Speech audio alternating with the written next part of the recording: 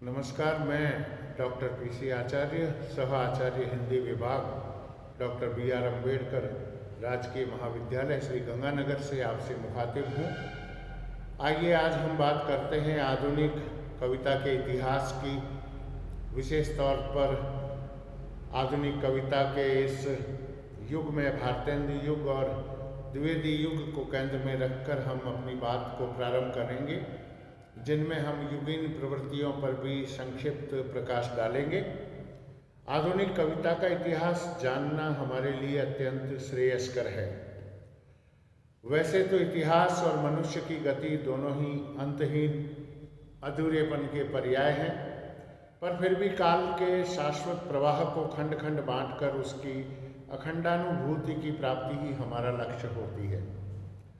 आधुनिक हिंदी कविता का विकास सरल न होकर जटिल है, क्योंकि यहाँ इस बात की प्रबल संभावना विद्यमान रहती है कि एक काल विशेष का कवि दूसरे काल का प्रतिनिधि कवि भी हो सकता है।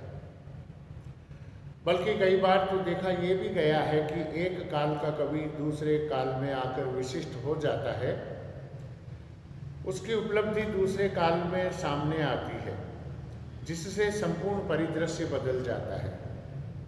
काव्य धाराएं भी परस्पर एक दूसरे के समानांतर और एक दूसरे को काटते हुए प्रवाहमान होती है।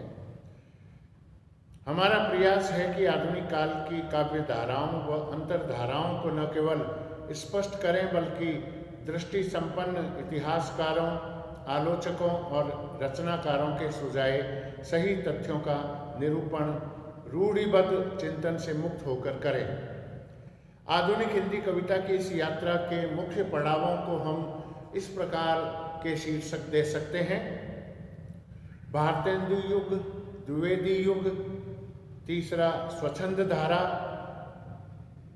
छायावाद, प्रगतिवाद, प्रयोगवाद, नई कविता, साठोत्तरी कविता और समकालीन कविता।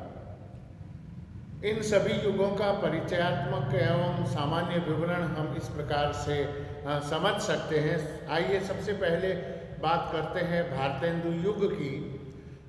1870 से 1900 के कालखंड में भारतेंदु युग किस प्रकार से हिंदी साहित्य के इतिहास में अपना स्थान बना गया, उसकी चर्चा हम यहाँ पर आज करना चाहेंगे।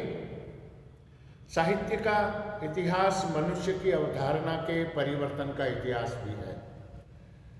धराधाम पर पले बढ़े मनुष्य ने पराशक्ति के साथ अपना रिश्ता भी समय समय पर बदला है। हम देखते हैं कि जहाँ आदिकाल में वह ईश्वरीय महिमा से युक्त है, तो भक्ति काल उसे सृष्टा को मनुष्य के रूप में वर्णित चित्रित किया। रीतिकाल में हमें उसका मानवीय एवं ईश्वरीय दोनों ही रूपों का वर्णन चित्रण देखने को मिलता है। आधुनिक काल में आते आते तो वह यानी मनुष्य स्वयं को केंद्र में स्थित कर लेता है। ईश्वर की मौजूदगी है, लेकिन व्यक्तिगत आस्था के रूप में। इसी दृष्टि से देखें तो भारतेंदु युग में इस भावना के उद्रेक को आसानी से दृष्टिगत किया जा सकता है। वे सांस्कृतिक नवजागरण के अग्रदूत थे। कुछ लोग उन्हें सांस्कृतिक पुनरुत्थानवाद के अग्रदूत के रूप में भी जानते हैं, पर पुनरुत्थान शब्द में अतीतोन्मुखता का भाव झलकता है, इसलिए इसे नवजागरण या पुनर्जागरण कहना अधिक संगत होगा।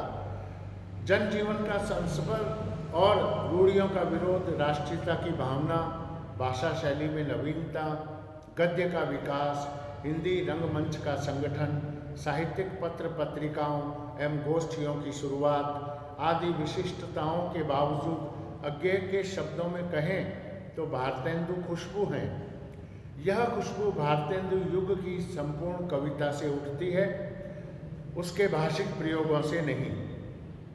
इस युग के प्रमुख रचनाकारों में प्रताप नारायण मिश्र, राधा कृष्ण दास, अयोध्या प्रसाद खत्री, अंबिका दत्त व्यास, रूप नारायण पांडेय, बद्री नारायण चौधरी, प्रेमधन आदि रहे हैं। अगले व्याख्यान में हम बात करेंगे भारतेंदु युगीन कविता की प्रमुख प्रवृत्तियों की। तब तक आप सबको बहुत शुभकामनाएं। स्वस्थ रहें, सजग रहें, सतर्क रहें। जय हिंद।